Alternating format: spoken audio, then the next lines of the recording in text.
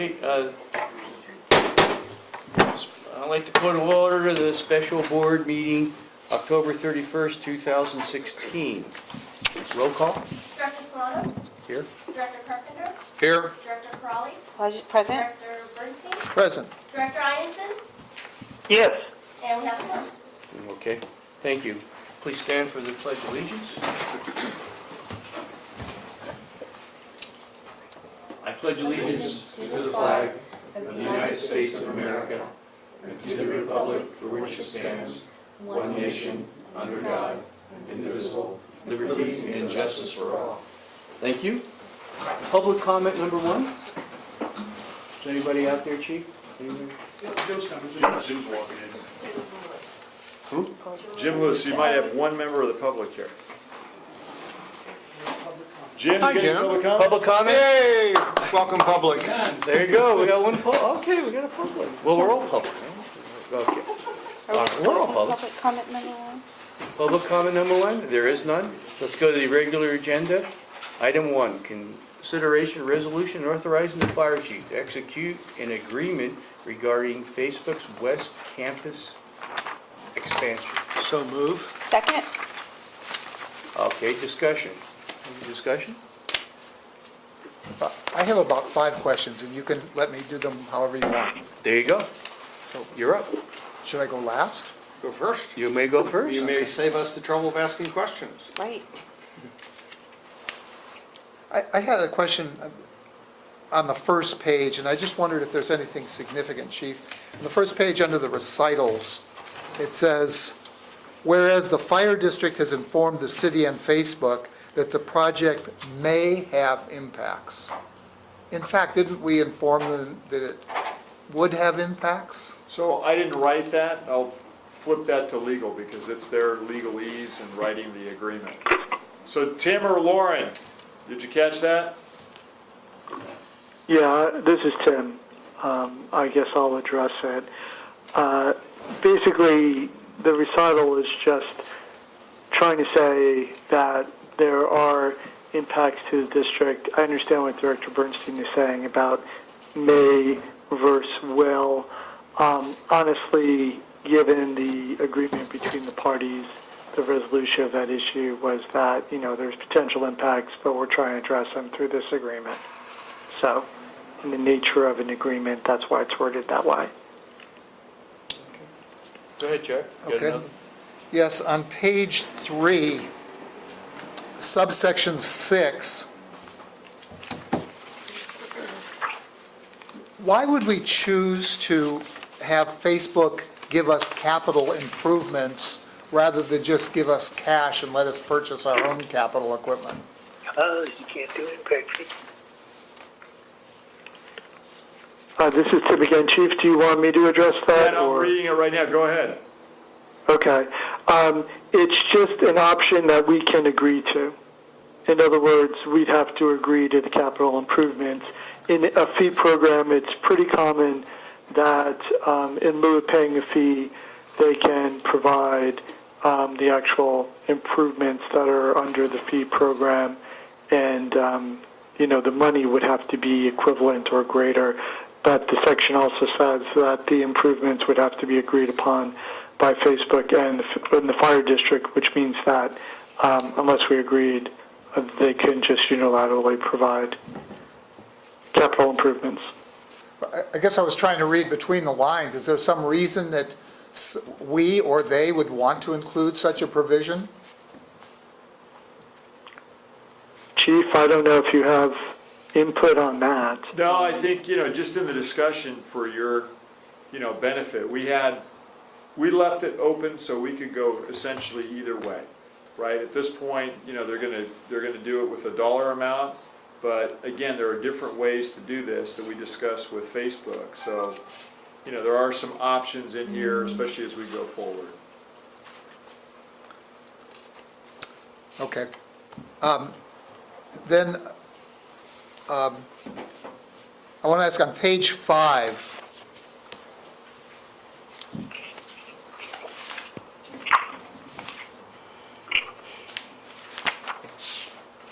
I'd like to know, in a sense, the Facebook's buying, by paying for these two individuals, Facebook is buying kind of priority place in line.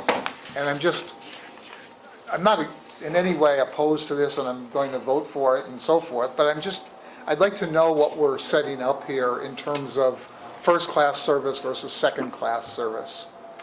Well, I would say, go ahead. Let me ask the question, though. Yeah. So they'll get an inspection within 24 hours. What would a normal service be on an inspection? It depends on when they call.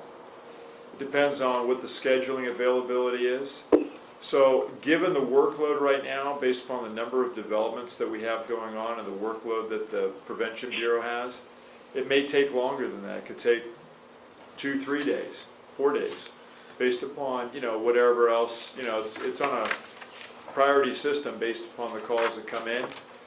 For a plan review, that you could pay the priority fee, expedite.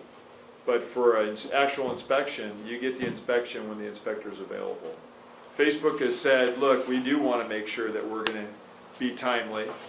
And the reason we even negotiated this is because the last time that we did this, we did not do this, and it was a huge impact to the workload. So by offering them a body, a person that's may or may not always be utilized, we also give ourselves some additional capacity in there. If you remember, different versions had like a 75-25, because we knew that they weren't going to use this person all the time, but they wanted full-time, and we discussed it and said, okay, as long as you understand that, when they're not doing your project work, they're going to be doing somebody else's. What's the normal turnaround for tenant improvement plans? TIs can be over the counter based upon, how big they are. So you can do it, that same day if you walk in with a set of plans. Or if it's more elaborate, it could take, again, the normal 2 to 3 week on the plan review. Once it goes through there, again, you call in for the inspection. It's based upon the workload that's in front of the inspector. So the TIs that Facebook has, which they're constantly doing, again, this would be more of an immediate for them so they can keep things moving. And if somebody paid for expedited review, is there a guaranteed time, or it's just faster? Well, it's faster, but I want to say, they try and get it done within a week. Within 1 week? Yeah. Okay. And then, could you tell me a little bit more about the warehouse Yep. that we have? Does We're the, on oh, page- I'm looking at page 6, and this relates to the Prologis site. Right. Does the district itself ultimately pay for any portion of the warehouse, or is that 100% FEMA funded? It actually pays for a portion of the warehouse, pays for the emergency operations center that we have upstairs, which is actually shared with all the local jurisdictions. So for example, when East Palo Alto had their flood, they were able to use that site, that room for the actual flooding event. Trainings with the city of Menlo Park for emergency operations have been done there with the city and staff at no cost to them. So that's the function that we use the warehouse for, is primarily. But, so, of the cost, I'm going to talk about the former cost, back when we paid rent. Right. What percentage did the district pick up versus the feds? Rough numbers. I'm looking at Amy, but 84 to 16%. there you go. So we have 84 is 14. federal? Yeah. And of the 16, how much of the 16 is IEC? Well, with the change, IEC pays for the majority of it now Yeah. because of the agreement that the district has with IEC. So there's a sub-agreement with a company called Industrial Mercy Council, and the IEC agreement, they rent space there, and they also use the classroom and other things on a more regular basis than we do. So there's a smaller piece, as Amy said, that the district now contributes towards space. And, I mean, I think the provision in here to talk about all this, I think it's good, there's nothing wrong with that, but I suddenly became concerned. We're in the process of needing to find a new site for our operation in San Jose, and we had 1 month to figure it out, but we got another 12-month extension on our lease. Right. But I'm realizing that 12 months isn't very long at all. No. So if and when this becomes unavailable, then that's apparently in a period of 2 years, they said that something's going to happen here. Maybe. Okay, but if we couldn't use that, are there spaces that we could use someplace? Yeah, there's spaces that we could use, and that's something we're gonna have to explore, because, and I don't wanna make it sound like the ship has sailed with Facebook either. Because Facebook is more amicable towards offices, and in this particular case, as they mentioned, the Prologis site, another fire facility, joint facility with emergency operations center, for a piece of fire equipment. They just are, we've never settled on what's the size of the warehouse. We tried to get that, and I gotta tell you, it was difficult internally to do that. And then we just recently discussed what's a 2-story structure look like with just a warehouse and offices on the second floor, nothing on the first floor. So, their concern is, and I understand it, they paid $7 million an acre. So, and they're also, just to be very honest with you, part of what's in the general plan regarding what they can do with their piece of property isn't exactly what they wish they could do, meaning they wish they could go higher, and unfortunately they can't. So by changing the development to be lower, it spreads them out more, which means there's less ability for us to possibly have a warehouse in there. But again, that ship has not sailed yet. We're trying to be honest with us, and we moved from 6 months to 12 months. They'll assist if we can't be there in terms of their help and assistance with getting space somewhere else. So, I don't want to make it sound like it's a terrible thing. I mean, we're better than we were before, but yeah, we couldn't quite get them to say, we concur and we agree. Which, again, honestly, with the fire station, makes more sense with a warehouse, because the warehouse, for the crew being there, then has a purpose. There's going to be, I believe, we're going to study it, but there's going to be no reason to have a facility there outside of office space and other things unless there's some capacity to store the equipment too. So that relates, Tim, I have one last question right now. It relates to the Prologis site. By signing this agreement, it appears to me that it doesn't in any way limit our ability to object to Menlo Park's general plan. Is my understanding correct? That is correct, Director Bernstein. Okay, thank you. Covered my question. Let me respond to that too, which is a concern for Facebook. I mean, the provision that's in here is specific to Facebook. You mean the Or general any kind of plan? objection to the general Or plan. objection, okay. Yeah, I mean, they attended the meeting that we gave the letter to the council. I mean, they're watching what's going on. They understand, I think, where we're coming from. It wasn't to the point where they said, we're not going to meet with you and have these discussions and try and work out this deal. But, honest discussion is they're concerned. But to the point, that doesn't mean you can't do it. It just means that, Facebook's concerned about anything that affects Facebook's speed, their ability to get these projects done. And, to be very honest, again, even on the Prologis campus, part of their hesitation is kind of the roadblocks and impediments that have been thrown in front of them already, which just seem to keep coming. So, they make deals with different people, they have meetings, they go to all the meetings, and then next thing you know, something changes or there's more of this or that. Again, it doesn't mean the district can't say no to the general plan, but at least for the West Campus, they want to ensure that, everything was taken care of. And with the fire district, I think, so that the fire district felt like it's appreciated, they understand our concerns, they're contributing, and let me tell you, that's different than what we've experienced with even some of our constituency groups from some of the jurisdictions. So, it's been a good, I think, negotiation discussion. We kept leaning on more of the partnership aspect, which is in here. I think we clarified the USAR warehouse issues of who benefited, because it's the federal government, it's not necessarily the district per se.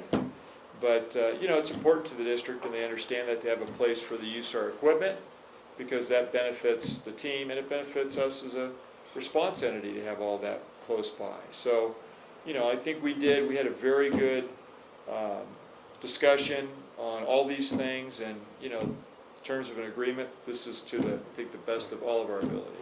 Thank you, Chief. And Tim, thank you for your staff and the hard work that you've done. This is Rob. It's our pleasure. Thank you, President Solano. And the two questions that I was going to raise, Chuck, you hit them. One was our response to general plan. And secondly was the year, a year notice, and people at the warehouse, Task Force 3, would have the expertise there, but it is a short turnaround time, I think. But I think we can live with that. We will continue to discuss with Facebook going forward the warehouse issue. Okay. Peter? Virginia, you had any? Did you go ahead, Peter? No, I Did think, you? and I always love having Chuck go first because he frequently clears the deck for all of us. for all of us. And I would like to just follow on your comment. I think that we need to appreciate what an incredible job that Harold and the team of people have done in negotiating this agreement. It's a real landmark agreement, and I hope it's the first of a number of such agreements. It sets a standard, not only for the fire district, but it sets a standard for how local jurisdictions can work constructively and quickly with developers to get things moving forward. So well done, Harold, Tim, the other people involved.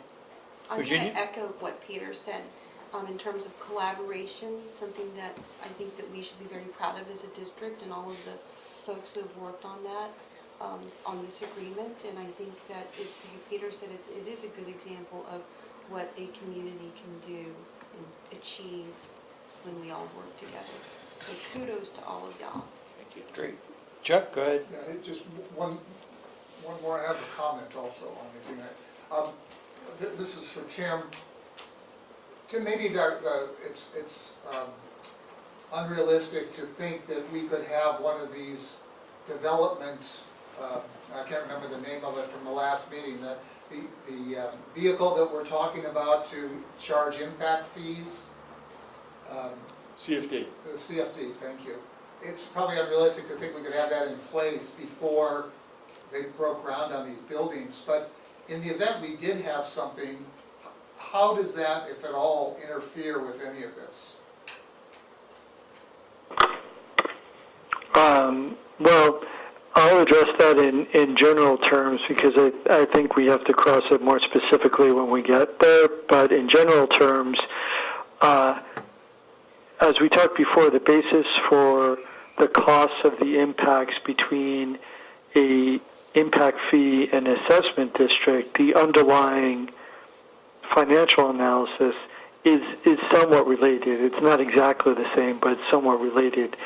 So when we get to the assessment district, I mean, to the extent that one of the Facebook properties is included within this agreement and is paying an impact fee, then I think that would have to be a consideration for how a proposed assessment district would apply to that particular property. But it's really an issue for another day, but I'll just flag that they are related, so we'd have to consider that.